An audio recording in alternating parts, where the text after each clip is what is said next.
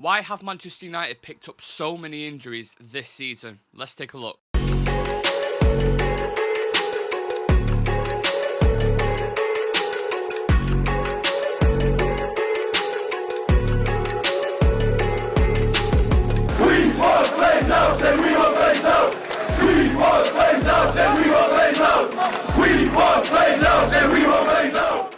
So there's been a lot of mystique around Manchester United players this season in terms of, well, individual players and what injuries they have and why it's being kept under wraps. And Erik ten Hag wants to keep it quiet for a specific reason, which I'm going to talk about very, very shortly. But in his press conferences, when asked about the availability of certain players, he doesn't want to offer specifics, and that is something that has been spread out throughout the club.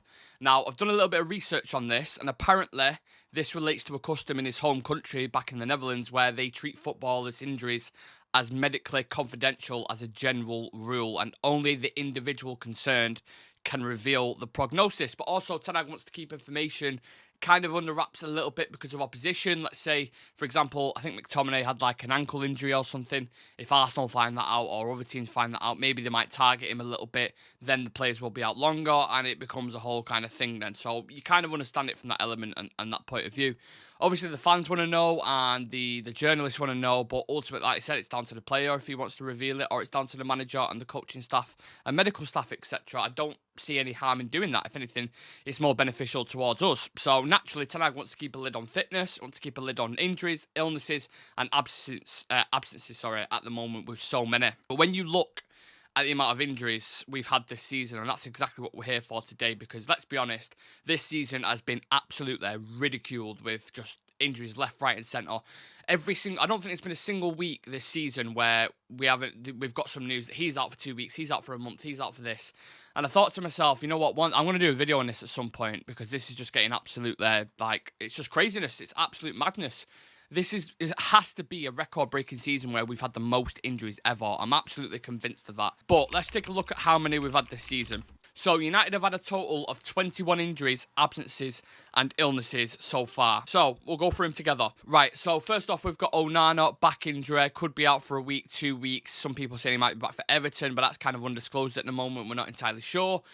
Christian Eriksen now has a knee injury. He's out for 1 month. Højlund has a muscle strain. He's out for a couple of weeks towards the end of the month. Tom Heaton had a calf injury near the start of the season. Anthony Martial likewise with a muscle tear, 2 to 3 weeks. Wan-Bissaka, hamstring injury for 2 months. Varane, unknown injury, out for a month, and I think he's had a few other little niggly ones as well.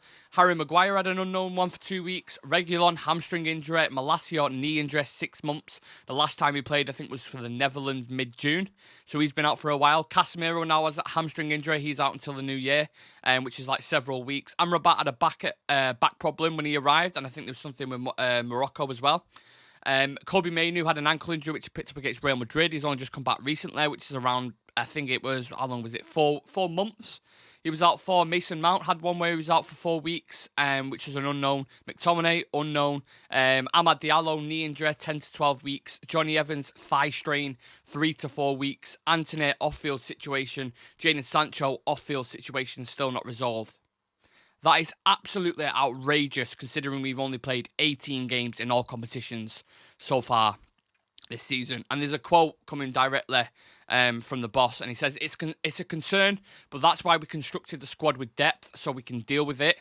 Injuries always come in top football because we're living on the edge, and injuries are coming up. We analyse why things happen, but we also have to deal with the facts, and it's always about the players available. And just within the first 3 months of the season, Man United's fitness or treatment room, whatever you want to call it, is busier than A&E in Salford Royal on a Friday night. Just less lunatics, or maybe more lunatics. I don't know. But it's busy. And you thought, with this new doctor coming in, Gary O'Descroll, whatever his name is, you thought things would improve. I'm not saying he's a magician. I'm not saying he can work his magic.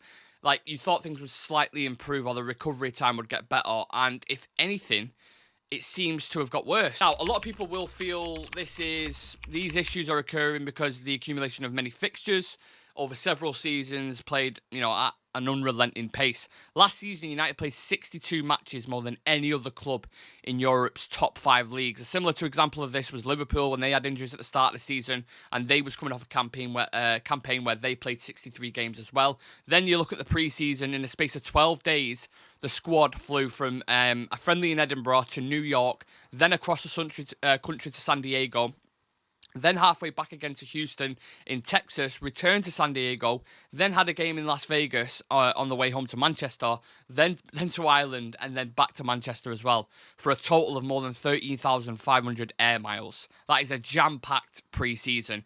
And when you look at other teams as well who had a similar kind of pre-season tour, Chelsea, Newcastle, and Crystal Palace all had a similar one, and they're also top of the injury charts, which I'm going to get into very, very shortly.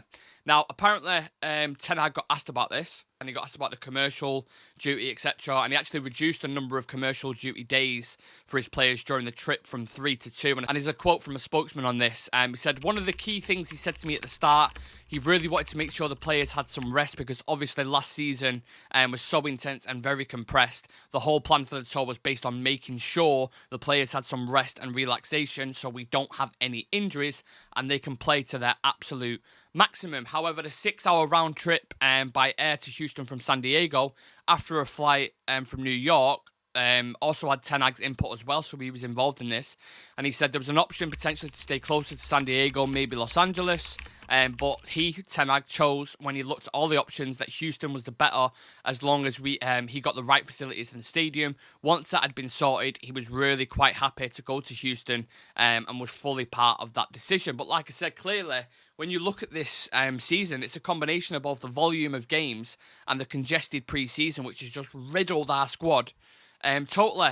And effectively, this is why we've had such a poor season with no consistent partners in any areas of the pitch. I've done a video on this a few weeks ago where I've spoken about, I believe we've had like 7 different centre-back partnerships at the back. Evans, Maguire, Evans, Varane, Lissandro, Maguire, like just chopping and changing consistently. And you cannot build a platform off that. Then you look at the left-back situation. We've had Lindelof play there. We've had Amrabat play there. We've had Shaw play there. There's someone else that I'm missing as well. Reguilon, of course, who came in on loan. In midfield, we've had different combinations of McTominay, Amrabat, Casemiro, Hannibal, Mount, Bruno, Eriksson. And people will say that's what a squad for. A squad you chop and change every now and then, but you still want that consistent partnership in the midfield, which we haven't had yet. And then the front three have only played a handful of games together. Supposed to be, our main front three. Antony, Højlund, Rashford. They're all in terrible... Well, not Højlund, but Antony and Rashford are in terrible form. And them as a front three, have hardly played together. So there is a lack of chemistry throughout this squad, and obviously that is due to injuries. You'd like to hope this won't be a curse now for the rest of the season, but given, the more games that they play, it feels like the way the season's going, the more problems that are going to recur. And the only players in our first team who are yet to pop up with an injury is Bruno Fernandes and Marcus Rashford, even though Marcus Rashford had a little bit of a scare in the Malta game for England when he clashed into Trent, but apparently he's okay now. I think he's starting tonight, or he's rumoured to start tonight or be on the bench or whatever, so he's okay. He's not injured.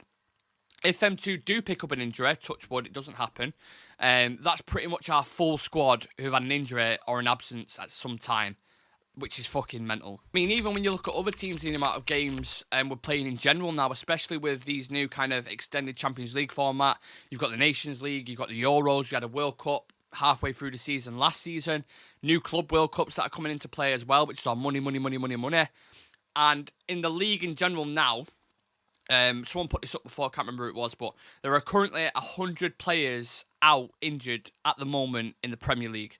So Sheffield and Newcastle have 9 players out, Tottenham and United have 8 players, Brighton have 7 players out, Chelsea, City, Brentford, Bournemouth and Liverpool have 6 players out, Arsenal and Luton have 5, Villa have 4, Fulham, Forest and Palace have 3, Everton, Burnley and Wolves have 2, and West Ham have no injuries at all.